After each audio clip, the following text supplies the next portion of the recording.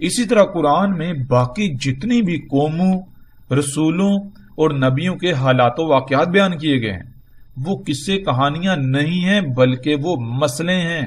اللہ سبحانہ و تعالیٰ نے وہ موجودہ انسانوں کے، موجودہ اقوام، موجودہ قوم جو ہے اسی کے موجودہ امت کے انہی کے حالات و واقعات بیان کیے، لیکن مسئلوں سے بیان کیے، ہر پہلو سے انہی کی حقیقت کو، جو یہ کر رہے ہیں، جو یہ کریں گے، جو ان کے نتائج نکلنے ہیں، جو ان کو جس چیز کا سامنا کرنا وہ ہر پہلو سے اللہ تعالیٰ سامنے لے آئے، مسئلوں سے، فوٹو کاپیوں سے۔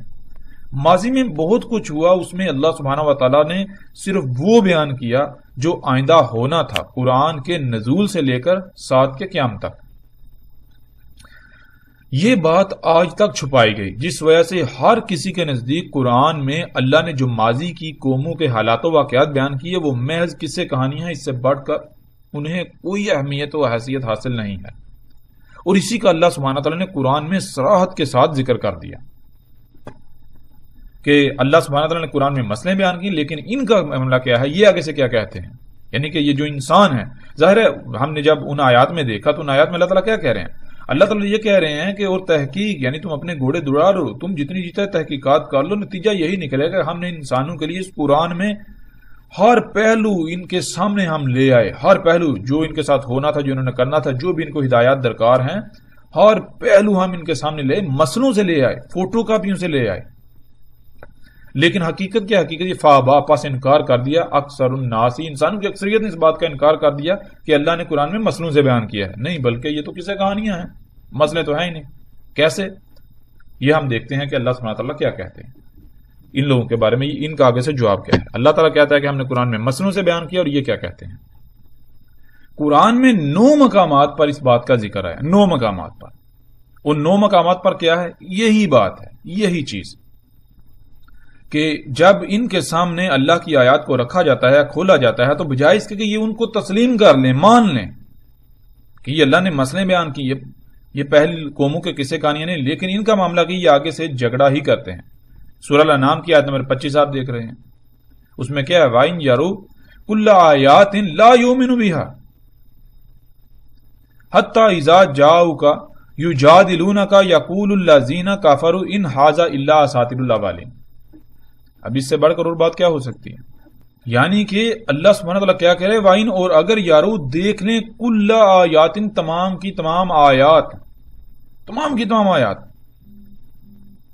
اللہ سبحانہ تعالیٰ نے قرآن میں جن آیات کا ذکر کیا، کون سی آیات کا ذکر کیا، آسمانوں اور زمینوں میں، کائنات میں چھیڑ چھاڑ نہ کرو، پنگے نہ لو، فطرت کے اندر تبدیلی نہ کرو، فطرت کو نہ بدلو ورنہ یہ ہوگا وہ ہوگا، آسمان پھٹ جائے گا، زلزلے جائیں گے، طوفان آئیں گے۔ تو پہلی قوموں کی مسئلوں سے بیان کیا تھا کہ دیکھو انہوں نے بھی یہی کیا تھا، انہوں نے بھی یہی کیا تھا، نتیجہ کیا نکلا، نتیجہ کیا نکلا، تم بھی یہی کرو گے، نتیجہ یہ نکلا، سب کچھ بیان کر دیا۔ تو اللہ تعالیٰ یہی کہہ رہے ہیں کہ یہ اتنا کچھ دیکھنے کے باوجود بھی، اتنا کچھ ان کے سامنے کھول کر رکھ دیا، اتنا کچھ سامنے، اتنی آیات سامنے آنے کے باوجود بھی یہ ماننے کو تیار ہی نہیں۔ نہ صرف یعنی کہ ہر لحاظ سے وہ پریکٹیکلی عملاً وہ آیات آ گئیں، سامنے آ گئیں۔ تو اللہ تعالیٰ کہتے ہیں اگر یہ تمام کی تمام آیات بھی دیکھ لیں گے تو یہ تسلیم کرنے والے، یہ ماننے والے ہیں ہی نہیں۔ یہاں تک کہ جب بھی یہ آئیں گے، یعنی کہ تمہارے ساتھ ان کا آمنا سامنا ہوگا تو یہ آگے سے جھگڑا ہی کریں گے، آگے سے طرح طرح کی بےہودہ قسم کی دلیلیں ہی دیں گے، یجادلونک، تیرے ساتھ جدل کریں گے، یعنی کہ وہی باتوں میں نہیں بات مانیں گے، اپنی طرف سے انتہائی بےہودہ قسم کی عجیب و غریب سے دلیلیں کرتے رہیں گے، بہانے بنائیں گے۔ اور جواب ان کا کیا، یقول الذین کفروا، اور یہ جو لوگ ہیں جنہوں نے اس دعوت کا، ان باتوں کا انکار کر دیا، ان کا معاملہ کیا، ان ھذا، ان کا کہنا تو یہ ہے کہ نہیں ہے یہ الا اساطیر الاولین، مگر ان کی حیثیت صرف اور صرف اتنی ہے کہ یہ پہلوں کی کہانیاں ہیں، اللہ نے یہ پہلوں کی کہانیاں قرآن میں بیان کر دیں۔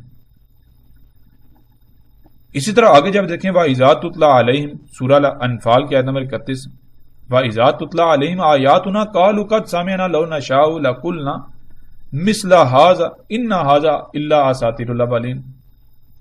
یہاں بھی پھر وہی بات، اس طرح آگے جتنی بھی آیات ہیں، آگے جائیں آپ سورہ نحل کی آیت نمبر 24، وَإِذَا قِيلَ لَهُمْ مَاذَا أَنزَلَ رَبُّكُمْ قَالُوا أَسَاطِيرُ الْأَوَّلِينَ۔ یعنی کہ جب ان کو کہا جاتا ہے، جب ان کو کہا گیا تھا، ان کو کہا جاتا ہے لہم، ان کو، ماذا، جو کچھ بھی، انزلا اتارا ہے ربکم تمہارے رب نے، وہ ان کو بتایا جاتا ہے. تو ظاہر ہے قرآن تو پہلی قوموں کے حالات و واقعات بیان کر رہا ہے، پورے کا پورا قرآن ہی اسی کے اوپر ہے.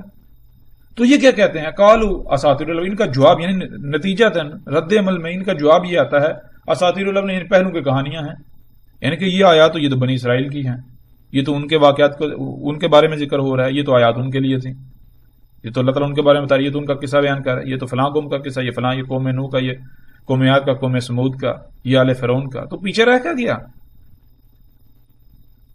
تو اسی طرح جتنی بھی آیات ہیں سکرین کے اوپر آپ کو نظر آ رہی ہیں ان میں یہی بات آپ کو ملے گی.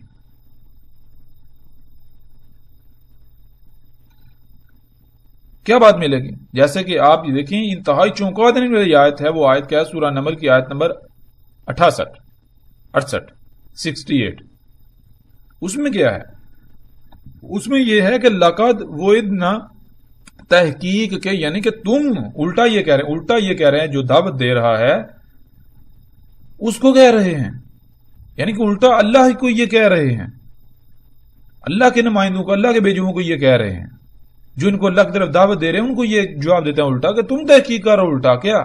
وہ اتنا وعدہ کیا ہاذا یہ نحنو، ہمارے اباؤنا، ہمارے جو آبا تھے جن کو یہ آج سلف صالحین سلف کے نعرے لگاتے ہیں، انہوں نے ہمارے ساتھ اس چیز کا وعدہ کیا ہے. کیا وعدہ کیا ہے؟ من قبل، اس سے پہلے، ان نہیں ہے، ہاذا یہ سب کچھ، الا اساطیر الاولین مگر پہلوں کی کہانیاں. یعنی کہ تم ہمارے جو سلف ہیں، جو ہمارے آباء و اجداد ہیں، ان کا لٹریچر اٹھا کر دیکھ لو. انہوں نے تو جو قرآن کی تفسیریں بیان کی، جو قرآن میں جو کچھ بیان کیا، جو اس کی تفسیریں کی، وہ تو یہی لکھا بھائی یہ کہاں کسے کہانیاں ہیں. ان کا ہمارے ساتھ کوئی تعلق ہی نہیں ہے. قوم نوح کے، قوم عاد، قوم سمود، قوم آل فرعون ہوں یا بنی اسرائیل یا جتنے بھی اقوام کے ذکر ہیں، تو وہ تو ساری کی ساری قصے کہانیاں ہیں، مسئلے تھوڑی ہیں. یعنی کہ وہ ہمارے ہی حالات واقعات تھوڑی ہیں، ان سے منسوب کر کے بیان کیے جا رہے ہیں.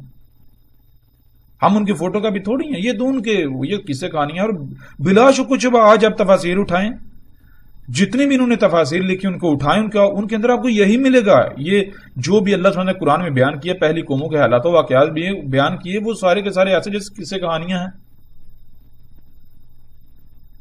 قصص القرآن کے نام سے بھی کتابیں موجود ہیں. تو یہ اس طرح جتنی آیات ہیں، یہ 9 آیات ہیں قرآن کے اندر. اس میں اللہ تعالیٰ کیا کہتے ہیں دیکھیں آپ، سورہ قلم اس کی آیت نمبر 15، اذا تتلی علیہ آیاتنا، جب تلاوہ کی جاتی ہے علیہ اس پر، یعنی سامنے والے پر، ان پر، آیاتنا ہماری آیات کی، قال آگے سے جواب یہ آتا ہے اساطیر الاولین پہلوں کی کہانیاں ہیں.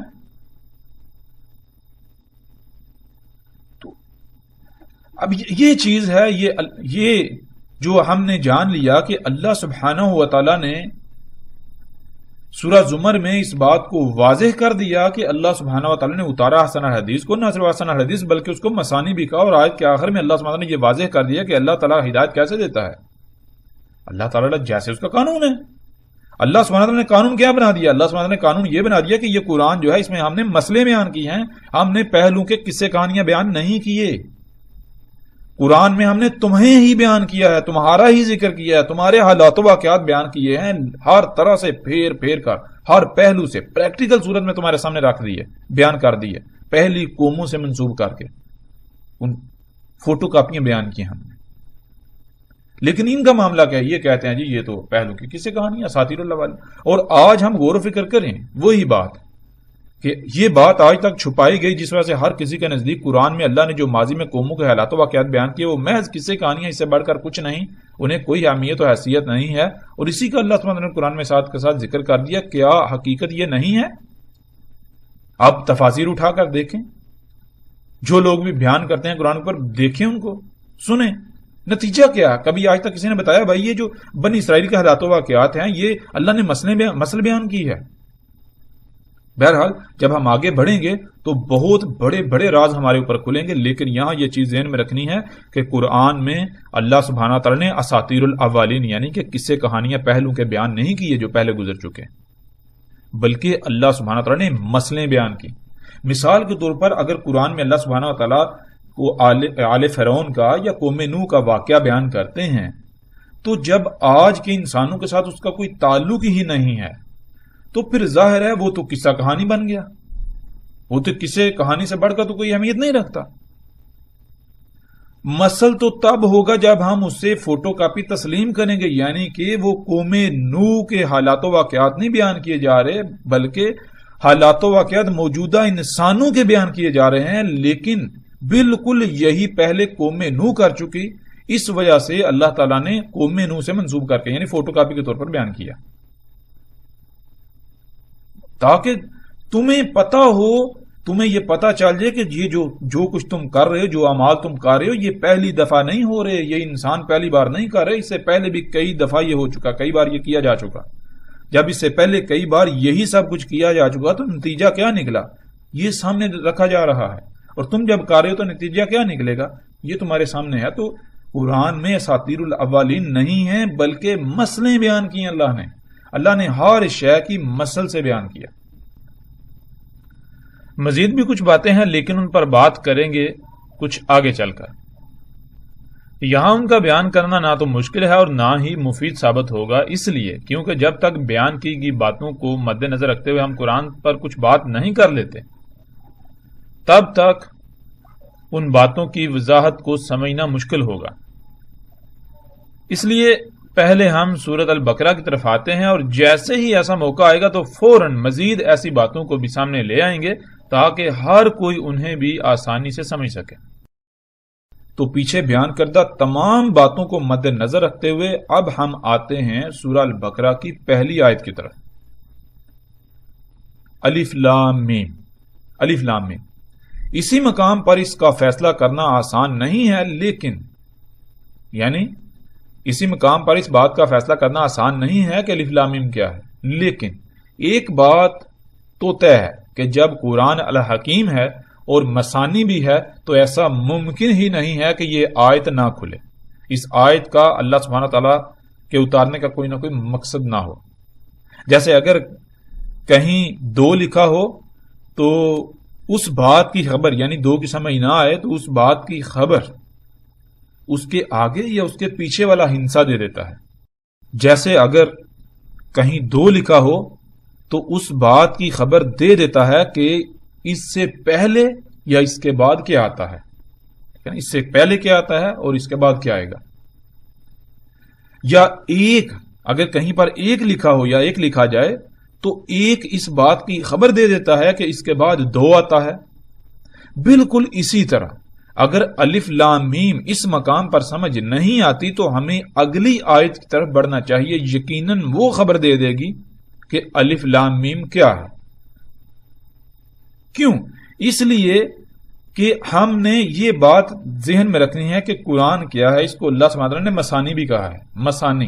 تو ایک آیت جو ہے، ایک آیت وہ مثانی ہو سکتی ہے اگر وہ 1 سے زیادہ الفاظ ہوں، وہ الفاظ آپس میں مثانی ہیں، لیکن جب ایک آیت ہے ہی ایک لفظ پر مشتمل تو اس کا مثانی ہونا فی الحال تو یعنی آپ کو نظر نہیں آئے گا، ملے گا نہیں۔ تو جب تک یہ آیت مثانی نہیں بنے گی تب تک سمجھ نہیں آئے گی۔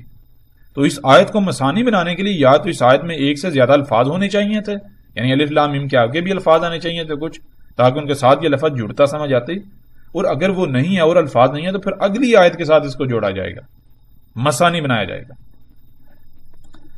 آگے بڑھتے ہیں بہرحال اگلی آیت کی طرف۔ دوسری آیت، ذالک یعنی ذالک الکتاب لا ریب فیہ ھدی للمتقین۔ ذالک کسے کہتے ہیں؟ ذالک عربی میں دور کے لیے استعمال ہوتا ہے، جیسے ہم اردو میں دور کے لیے وہ کا لفظ استعمال کرتے ہیں، وہ اٹھا کر لاؤ، وہ شے، یہ نہیں۔ ذالک الکتاب یعنی وہ الکتاب۔ آگے بڑھنے سے پہلے ہم پر فرض ہے کہ ہم یہاں پیدا ہونے والے سوال کو ضرور سامنے رکھیں۔ کہا جا رہا ہے وہ الکتاب، کیا وہ الکتاب قرآن ہے یا کوئی اور کتاب؟ اگر وہ الکتاب کہا جا رہا ہے تو اس سے مراد یہ قرآن کسی بھی صورت نہیں ہو سکتا۔ کیوں؟ کیونکہ اگر وہ الکتاب سے مراد یہ قرآن ہوتا جو ہمارے سامنے ہے تو پھر سب سے پہلی آیت یا سب سے پہلی بات ذالکہ کی بجائے ھذا یعنی یہ حاضہ لفظ سے شروع ہونی چاہیے تھی، یعنی کہ یہاں ذالک الکتاب کی بجائے حاضل کتاب کا لفظ آنا چاہیے تھا، حاضل کتاب کے الفاظ آنے چاہیے تھے. تب اس بارے میں سوچا جا سکتا تھا کہ ہو سکتا ہے حاضل کتاب سے مراد یہاں پر یہ قرآن ہے، لیکن ہم دیکھتے ہیں کہ یہاں حاضل کتاب تو ہے نہیں، یہاں تو ذالک الکتاب ہے. بہرحال اس کے باوجود جب یہ بات ہم پر واضح ہو چکی ہے کہ قرآن الحکیم ہے، تو پھر الکتاب سے مراد قرآن ایک ہی صورت میں لیا جا سکتا ہے کہ اگر اس قرآن میں لفظ قرآن استعمال نہ ہوا ہو، یعنی کہ جہاں بھی قرآن کا ذکر کرنا مقصود ہو تو وہاں پر لفظ قرآن کی بجائے کتاب استعمال کیا گیا ہو. اس قرآن میں لفظ قرآن دیکھتے ہیں استعمال ہوا یا نہیں ہوا، یا پھر اس کی جگہ لفظ الکتاب استعمال ہوا. اور جب ہم قرآن میں دیکھیں تو ہم پر یہ بات کھل جاتی ہے، بالکل واضح ہو جاتی ہے کہ قرآن میں تو لفظ قرآن کئی مقامات پر استعمال ہوا ہے. اور سکرین پر آپ آیات کو دیکھ بھی سکتے ہیں، یعنی کہ ابھی پیچھے ہی ہم نے جو بات کی تھی وَلَقَدْ صَرَفْنَا فِي هَذَا الْقُرْآنِ مِنْ كُلِّ مَثْلٍ، وَلَقَدْ صَرَفْنَا فِي هَذَا الْقُرْآنِ، جب قرآن کی بات ہو رہی ہے تو بالکل واضح، یعنی کہ قرآن کا لفظ تو قرآن کے اندر موجود ہے، ایک نہیں کئی مقامات پر موجود ہے. جب قرآن الحکیم ہے اور یہاں الکتاب سے مراد قرآن ہوتا تو یہاں الکتاب کی بجائے لفظ قرآن کا آنا لازم تھا. کیوں؟ اس لیے قرآن کا لفظ تو متعدد مقامات پر آیا ہے، متعدد آیات میں آیا ہے. یہاں اگر الکتاب سے مراد قرآن ہی تھا تو سیدھا سادہ قرآن ہی لکھ دیا جاتا، کیونکہ باقی مقامات پر اگر لفظ قرآن استعمال کیا تو یہاں لکھنے میں کیا جھجک تھی. لیکن ہم جان چکے ہیں کہ قرآن الحکیم ہے، یعنی اللہ سبحانہ تعالیٰ نے جو جو الفاظ جہاں جہاں جیسے جیسے جس فرق کے ساتھ بیان کیے، استعمال کیے، ان میں رائی برابر بھی کوئی کمی زیادتی تبدیلی ممکن نہیں ہے. ہم الفاظ کو نہیں بدل سکتے. ہمیں یہ جاننا پڑے گا کہ یہاں یہ فرق رکھا گیا تو کیوں رکھا گیا. جب تک ہم وہ فرق نہیں سمجھیں گے تب تک ہمیں ہدایت نہیں ملے گی، ہم حقیقت تک نہیں پہنچ سکیں گے.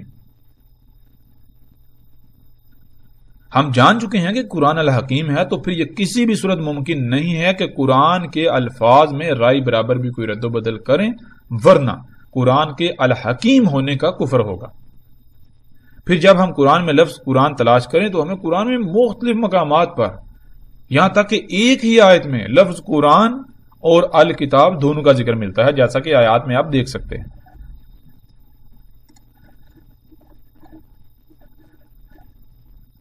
دیکھیں اس وقت سکرین پر آپ کو سورہ الحجر کی آیت نمبر 1 یعنی پہلی آیت نظر آ رہی ہے، الف لام را تلک آیات الکتاب و قرآن مبین، یعنی کہ یہاں پر لفظ الکتاب بھی آیا اور بیچ میں واو کے ساتھ قرآن مبین.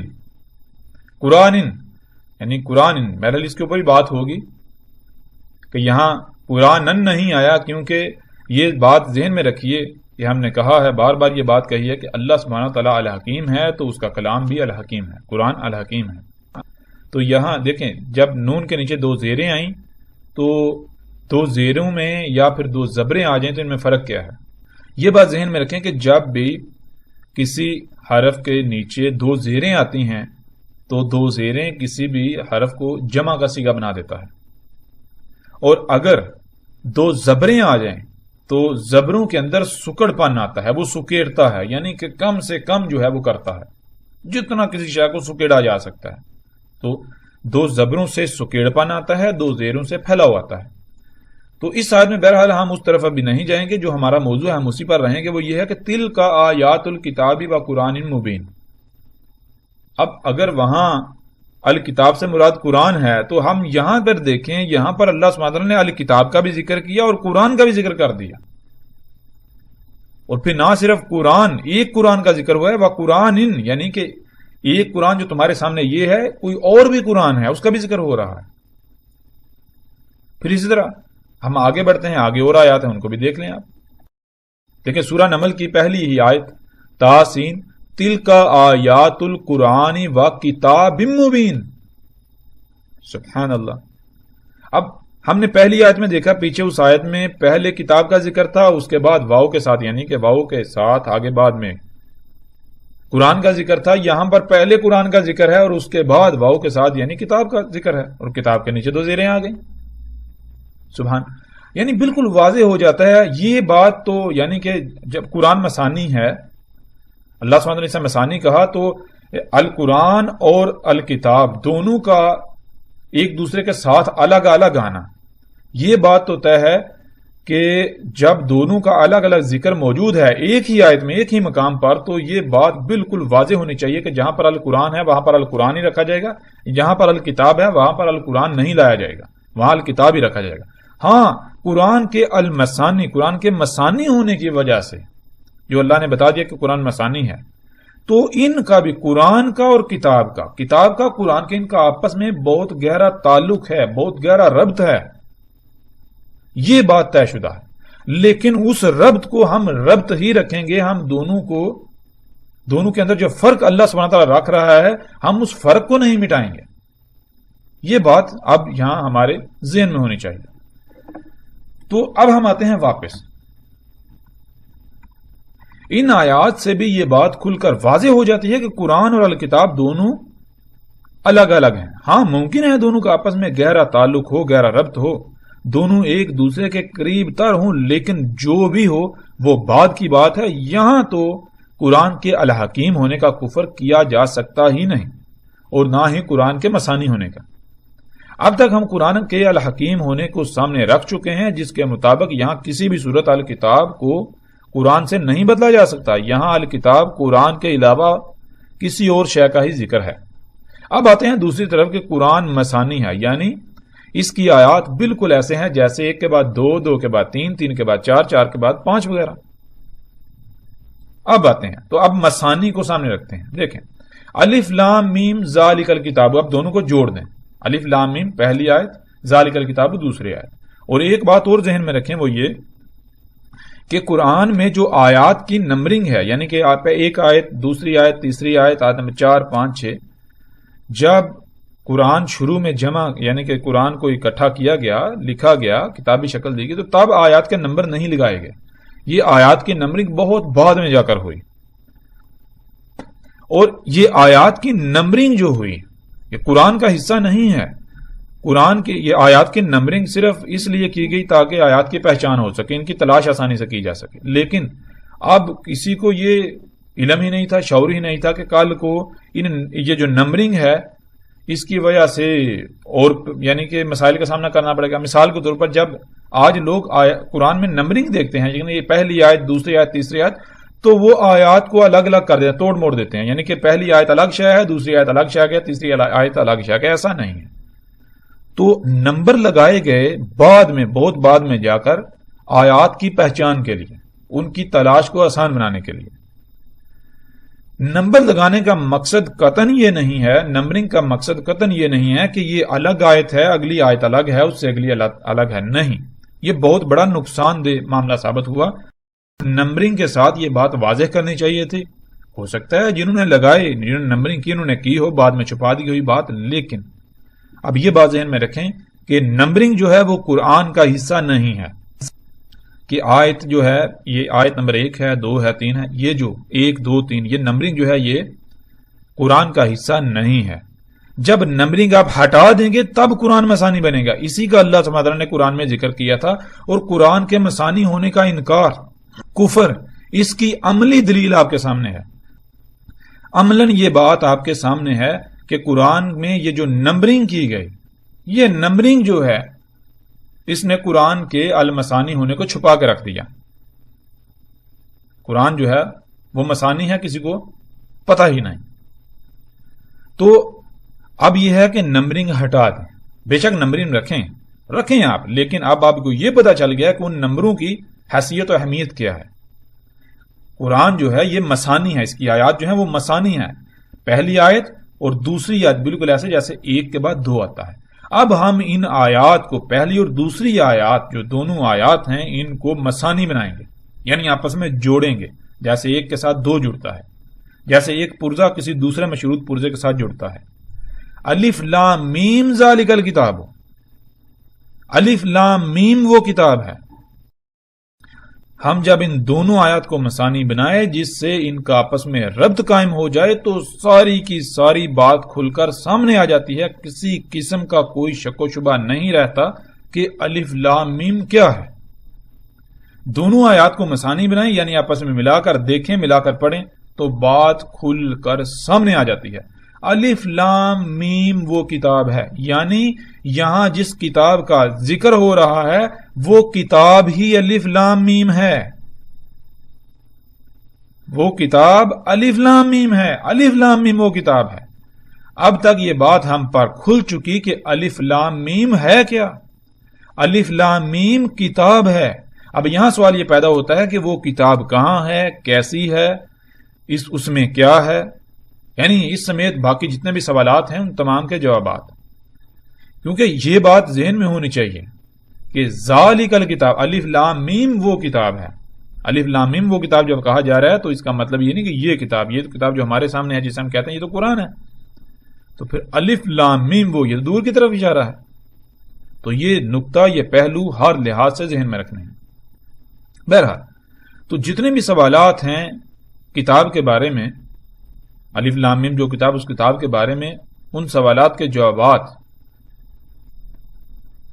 جاننے کے لیے ہم ایسا کرتے ہیں کہ اللہ سبحانہ و تعالیٰ سے ہی اس کا سوال کرتے ہیں. جب ہم اللہ سبحانہ و تعالیٰ سے سوال کریں تو ہم یہ بات بھی پہلے سے ہی جان چکے ہیں کہ قرآن اللہ کا کلام ہے، یعنی اللہ اس قرآن کے ذریعے کلام کرتا ہے. کلام کرتا یعنی گفتگو کرتا ہے، بات کرتا ہے. تو پھر ایسا ممکن ہی نہیں کہ اللہ اس قرآن کے ذریعے ہمیں ہمارے سوال کا جواب نہ دے. ایسا ممکن ہی نہیں ہے. کیوں؟ کیونکہ ہم پہلے یہ بھی جان چکے ہیں کہ اللہ سبحانہ نے کہا کہ ہم نے اس قرآن میں ہر پہلو سے ہر شے کو پھیر پھر کر تمہارے سامنے لا رکھا. نہ صرف سامنے لا سکا پھیر پھر کے، بلکہ مسئلوں سے، من کل مسل، تمام کی تمام سے. تو پھر یہ ممکن ہی نہیں ہے، جب ایسا ہے تو پھر یہ ممکن ہی نہیں ہے کہ اللہ سبحانہ تعالیٰ ہمیں ہمارے سوال کا جواب نہ دے اسی قرآن کے ذریعے. اور اگر ہم یہ کہتے ہیں کہ قرآن میں سب کچھ نہیں ہے، قرآن میں ہر سوال کا جواب نہیں ہے، تو پھر اس کا مطلب وہی ہے کہ اللہ سبحانہ تعالیٰ کہہ رہے ہیں کہ ہم نے اس قرآن میں ہر شے، تمام کی تمام مسئلوں سے، نہ صرف مسئلوں سے بلکہ ہر پہلو سے تمہارے سامنے لا رکھی، کھول کھول کے، پھیر پھیر کے. اس کے باوجود ہم اس بات کا انکار کر دیں گے تو آگے اللہ تعالیٰ نے یہ بھی کہہ دیا کہ انسانوں کی اکثریت نے اس بات کا انکار کر دیا، کفر کر دیا، نہیں مانا. تو ہم اب خود کو کس کیٹیگری میں کھڑا کرتے ہیں، شمار کرتے ہیں، وہ ہمارے اوپر ہے. کس گروہ میں ہم اپنے آپ کو کھڑا کرتے ہیں؟ آیا کہ ہم اللہ ہی کی بات کا کفر کرتے ہیں، انکار کرتے ہیں، یا پھر یہ جو آج تک پھیلا دیا گیا، یہ جو ملامتیں ہیں کہ اگر آپ، یعنی کہ آپ، ملا ایک بات کرتا ہے، مولوی ایک بات کرتا ہے، ہوتا کیا ہے جناب؟ ملا ایک بات کر رہا ہے، اس بات میں سوال پیدا ہوتا ہے. سامنے والا اب جھجک رہا ہے کہ میں سوال پوچھوں یا نہ پوچھوں، ڈر رہا ہے. اب ہمت کر کے سوال پوچھ لیا. بھائی مولانا صاحب، مولوی صاحب، علامہ صاحب، شیخ صاحب، حضرت صاحب، یہ سوال ہے. اب آگے سے جواب کیا آتا ہے؟ جواب یہ آتا ہے کہ مولوی صاحب آگے سے جواب یہ دیتے ہیں، بھائی دیکھو میں تو قرآن و حدیث بیان کر رہا ہوں، یہ جو تم سوال پوچھ رہے ہو، سوال اٹھا رہے ہو، سوال تم میرے اوپر نہیں اٹھا رہے، تم سوال قرآن و حدیث پر اٹھا رہے ہو. تم قرآن پر سوال اٹھا رہے ہو. یہ تو بہت بڑا کفر ہے. یہ تم نے جرت کیسے کر لی؟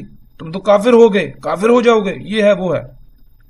حالانکہ کبھی کسی نے آگے سے یہ جواب نہیں دیا، بھائی مولوی صاحب اگر یہ قرآن کی بات ہے، اگر یہ اللہ کے رسول کی بات ہے تو پھر ہم آپ ہی کے پاس کیوں آئے؟ ٹھیک ہے نا؟ ہم آپ کے پاس آئے تو اس لیے آئے نا تاکہ ہم سمجھ سکیں وہ بات. اب آپ جو بات بتا رہے ہیں ضروری تو نہیں کہ قرآن میں وہی ہے، اللہ کے رسول وہی کہہ رہے ہیں، ضروری تو نہیں ہے نا. یہ تو آپ ہمیں بتا رہے ہیں نا اللہ ایسا کہہ رہا ہے، اللہ یہ کہہ رہا ہے.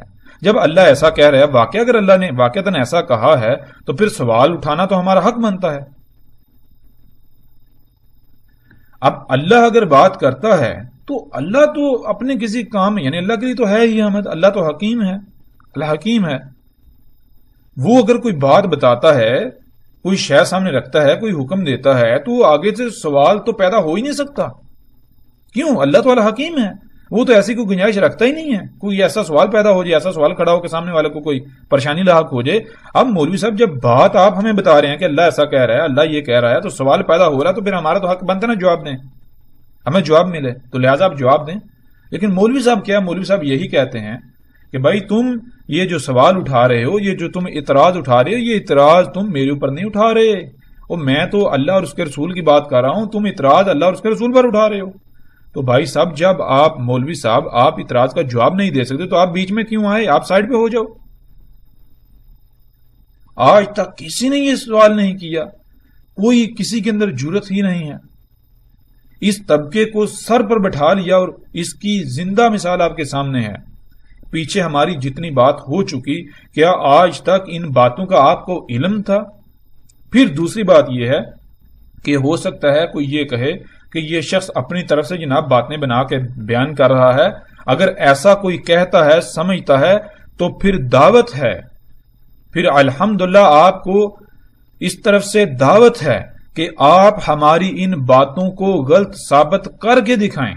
آپ پوری کی پوری دنیا کو، جو بڑے بڑے ملا ہیں، ملاٹے ہیں، ان سب کو جمع کر لیں، ہماری اس بات کو غلط ثابت کر کے دکھائیں. ٹھیک ہے؟ ہم دیکھتے ہیں اگر ہم غلط ثابت ہوتے ہیں تو جو سزا، جس سزا کا آپ تعین کریں گے، ہم وہ بھگتنے کو تیار ہیں. لیکن آپ میدان میں تو آئیں، غلط ثابت کریں. کیسے آپ غلط ثابت کرتے ہیں؟ بات ساری کھل کے سامنے آ جائے گی. تو چیز یہ ہے، پیچھے جو ہم نے شروع میں بات کی تھی کہ الف لام میم کیا ہے جی، کسی کو علم ہی نہیں. کیوں؟ جب آپ مولوی سے سوال کریں گے، ملا سے سوال کریں گے، علامہ سے، شیخ سے، حضرت سے سوال کریں گے، تو اس کے پاس تو جواب ہے ہی نہیں، اس کے پاس جواب ہے ہی نہیں. اب وہ آپ کو جواب کیا دے گا؟ دوسری طرف وہ خود کو اللہ کا نمائندہ بنا کر پیش کر رہا ہے. بھائی میں تمہیں قرآن سمجھا رہا ہوں. بھائی اگر تو قرآن سمجھا رہا ہے تو پہلے یہ تو بتا، تجھے خود علم ہے قرآن کا؟ یہ تمہیں اختیار کس نے دیا؟ ٹھیکہ کس نے دیا؟ قرآن. جب ہم پہلے جان چکے قرآن اللہ کا کلام ہے، تو اللہ نے اس قرآن میں آیات بیان کی، نہ کہ بینات. اور اگر وہ اس قرآن کی آیات کو کھولتا ہے تو وہی کھول سکتا ہے نا، وہی کھول سکتا ہے. تو مولوی صاحب اگر آپ اللہ کے نمائندے ہو، یعنی اللہ آپ کے ذریعے اپنی آیات کو کھول رہا ہے انسانوں کے لیے، تو پھر آپ کے پاس الف لام میم کا جواب کیوں نہیں ہے؟ پہلی آیت کا جواب کیوں نہیں ہے؟ آپ کے جھوٹا ہونے کے لیے تو اتنا ہی کافی ہے.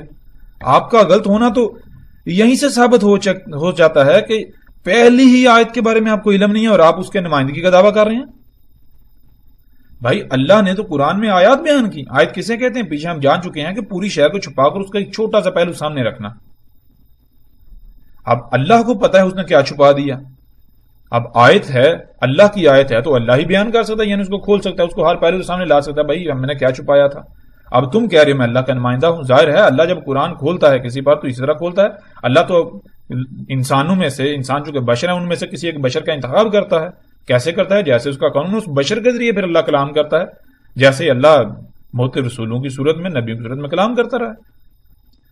تو اگر آپ اس چیز کے دعوے دار ہو، بھائی آپ اللہ کی آیات کو بیان کرنے آئے ہو، اللہ کی آیات کو بیان یعنی کھول رہے ہو انسانوں کے لیے، تو بھائی پہلی ہی آیت کا جواب آپ کے پاس نہیں ہے. آپ پہلی ہی آیت کو کھولنے سے قاصر ہیں. آپ کو تو اتنا ہی علم نہیں کہ قرآن میں آسانی ہے، آپ کو اتنا ہی علم نہیں قرآن الحکیم ہے. قرآن میں اللہ سبحانہ تعالی نے الگ الگ الفاظ استعمال کیے. آپ درجنوں الفاظ ہیں ان کا ایک ہی معنی بیان کر دیتے ہیں، ایک ہی ترجمہ کر دیتے ہیں. یہ قرآن الحکیم ہوا؟ آپ کو تو اتنا ہی شعور نہیں ہے، اتنا علم نہیں ہے قرآن الحکیم ہے، اور آپ اللہ کی نمائندگی کے دعوے دار بنے ہوئے ہیں. اور حیرانگی ہوتی ہے، انتہائی دکھ اور افسوس کی بات یہ ہے، دکھ ہوتا ہے آگے سے لوگوں کو دیکھ کر، وہ ان ملاؤں کو اپنے سر پر بٹھائے ہوئے ہیں، سر پر بٹھائے ہوئے ہیں. کسی سوال کا جواب نہیں ہے ان کے پاس، لیکن الٹا سر پر بٹھائے ہوئے ہیں، ان کو پوچھ رہے ہیں، ان کو اپنا رب بنایا ہوا ہے. وہ حلال کہیں گے حلال ہے، وہ حرام کہیں گے حرام ہے. اگر کوئی بھی بندہ اگر بات کہے گا بھائی علماء سے تصدیق کرو، بھائی پورے قرآن میں لفظ علماء ہے ہی نہیں کہ علماء سے جا کے سوال کرو. پورے قرآن میں کوئی بندہ یہ ثابت نہیں کر سکتا اللہ تعالیٰ نے قرآن میں یہ کہا ہو کہ علماء کی یہ ٹھیکیداری ہے. پورے قرآن میں یہ بات نہیں ہے. پورے قرآن میں اللہ تعالیٰ نے یہ نہیں کہا کہ جا کے علماء سے سوال کرو. تراجم تمہارے میں ملے گا, عربی میں یہ بات نہیں ملے گی کہ اللہ نے یہ کہا کہ علماء سے جا کے سوال کرو. نہیں, کہیں اللہ نے یہ نہیں کہا. علماء مطلب ذہن میں رکھیں, یہ جو طبقہ ہے, یہ جو ملا طبقہ, ان کے بارے میں کیا اللہ سبحانہ تعالیٰ نے کہا. جیسے جیسے ہم آگے بڑھیں گے تو اللہ کے فضل سے ہر شے, ہر بات کھل کھل کر سامنے آتی چلی جائے گی. اور کوئی بھی یہاں یہ اخذ نہ کرے کہ ہم اس ملا پارٹی کے, ملا ازم کے, ان کے ذاتی دشمن ہیں, ہماری ان کے ساتھ دشمنی ہے. نہیں, ہمارا کسی فرقے سے کوئی تعلق نہیں ہے, کسی گروہ سے, کسی تنظیم سے, کسی جماعت سے, کسی بھی گروہ, تنظیم, فرقے سے, مسلک سے کوئی تعلق نہیں. بالکل کسی قسم کا کوئی تعلق نہیں. ہاں, ہم کون ہیں؟ ہم خالصتاً اللہ کے غلام ہیں, اس سے بڑھ کر ہم کچھ نہیں ہیں. ہماری حیثیت بالکل ایسے ہے جیسے مثال کے طور پر آپ کے ہاتھ میں ایک اوزار ہوتا ہے, اس اوزار سے آپ جو جی کریں. وہ اوزار خود سے کیا ہے؟ ایک بے جان پتلا ہے, ایک ٹول ہے بس. تو ہماری حیثیت بھی بالکل ایسی ہے. ہم اللہ کے غلام ہیں, اللہ کے عبد ہیں. غلام آپ جانتے ہوں گے غلام کسے کہتے ہیں. تو اس سے بڑھ کر ہمارا نہ تو کوئی تعارف ہے, نہ ہی ہوگا, نہ ہو سکتا ہے. تو لہذا کوئی بھی یہ نہ کہے کہ یہ فلاں فرقے سے تعلق رکھتا ہے, اس وجہ سے بات کر رہا ہے, فلاں سے یہ ہے وہ ہے. تو وہ اگر آپ ایسی باتیں سوچ کر, یہ باتیں کر کے اگر آپ حق کو انکار کرنے کے لیے کوئی دلیل اخذ کریں گے, کوئی بہانہ تلاش کریں گے, بہانہ اخذ کریں گے, تو وہ آپ سوائے خسارے کے کسی شے کا سودا نہیں کریں گے. ہمارا تو کچھ بگڑنے والا نہیں. ہمیں نہ تو کوئی گروہ بنانا ہے, ہمیں نہ تو کوئی فرقہ بنانا ہے, ہمیں نہ تو آپ سے کسی قسم کے مال کی درخواست ہے, نہ ہمیں شہرت چاہیے, ہمیں کچھ بھی نہیں چاہیے. ہمارا مقصد کیا ہے؟ جب ہم یہ کہہ رہے ہیں ہم اللہ کے غلام ہیں, تو اللہ سبحانہ و تعالیٰ نے ہمارے اوپر ایک ذمہ داری عائد کی, بھائی تمہارا یہ کام ہے تو ہم نے وہ کام کرنا ہے, بات ختم. آگے سے رد عمل کیا آتا ہے اس کا ہمیں کوئی پرواہ نہیں ہے, اس کی ہمیں کوئی فکر نہیں ہے. کیوں؟ ہمیں فکر تب ہونی چاہیے جب ہم اپنی ذات کے لیے کچھ کر رہے ہوں, ہمارا ذاتی کام ہو, ہمارے ذاتی مفادات جو ہیں وہ ان کو ٹھیس پہنچ رہی ہو, ان کو ٹھیس پہنچ رہی ہو, ان کو ضد پہنچ رہی ہو. جب ایسا ہمارا ذاتی کوئی معاملہ ہے ہی نہیں تو پھر ہمیں پریشانی کس بات کی؟ بھائی جیسا جی چاہے رد عمل کا اظہار کرو, گالیاں دو, جو جی چاہے کرو, ہمیں کوئی فرق نہیں پڑتا. ہاں, فرق جسے پڑتا ہے اسے پڑھنا چاہیے, اور اس سے فرق پڑے گا. وہ کون ہے؟ جب ہم اللہ کے غلام ہیں, اس کا کام کر رہے ہیں, تو وہ دشمنی تم ہمارے ساتھ نہیں کر رہے, وہ دشمنی تم ہمارے ساتھ نہیں کرو گے, وہ گالیاں تم ہمیں نہیں دے رہے ہو, وہ گالیاں تم اصل میں اللہ کو دے رہے ہو.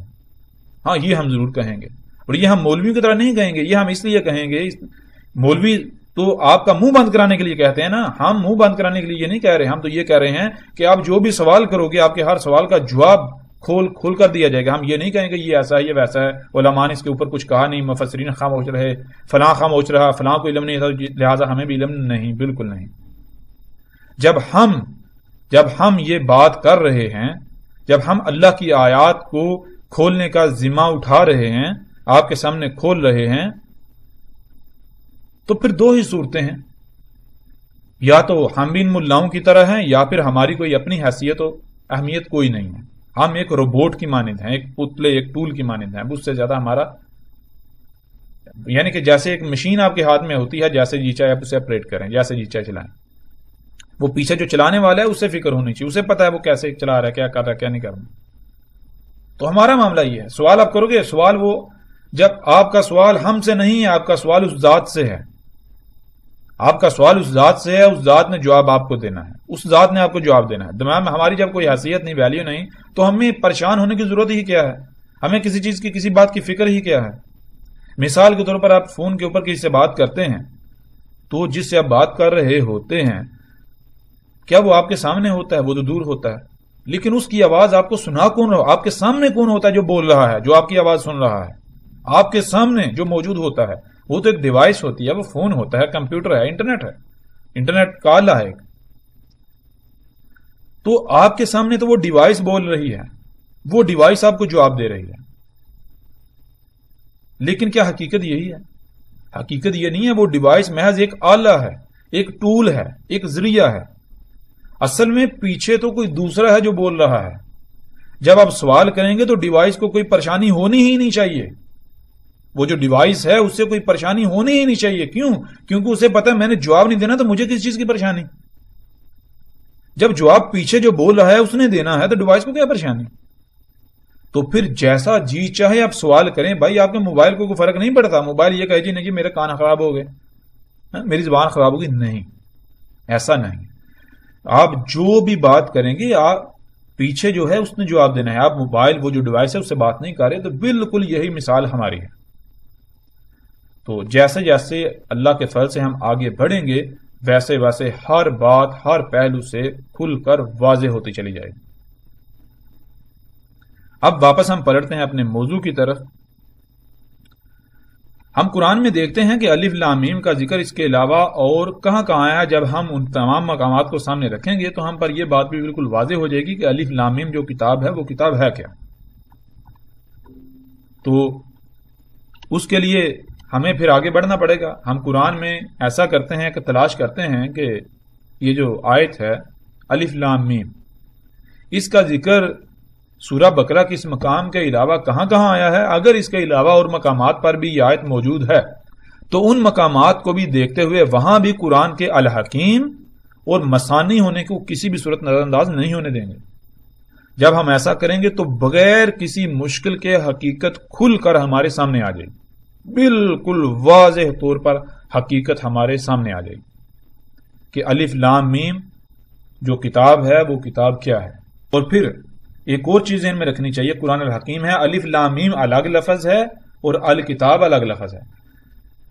الکتاب جو ہے اس کو الف لام میم کے ساتھ منسلک کیا جا رہا ہے، جوڑا جا رہا ہے. الف لام میم وہ کتاب ہے. تو یہ نقطہ بھی یہ پہلو بھی ہم نے سامنے رکھنا ہے. تو ہم جب آگے اللہ کے فضل سے بڑھیں گے تو ہم پر یہ بات یعنی الف لام میم تو ہمیں پتہ چل گیا، اور اس سے آگے الکتاب جو الف لام میم جو کتاب ہے وہ کتاب کیا ہے، کیسی ہے، اس میں کیا ہے کیا نہیں ہے، سب ہمارے سامنے آ جائے گا.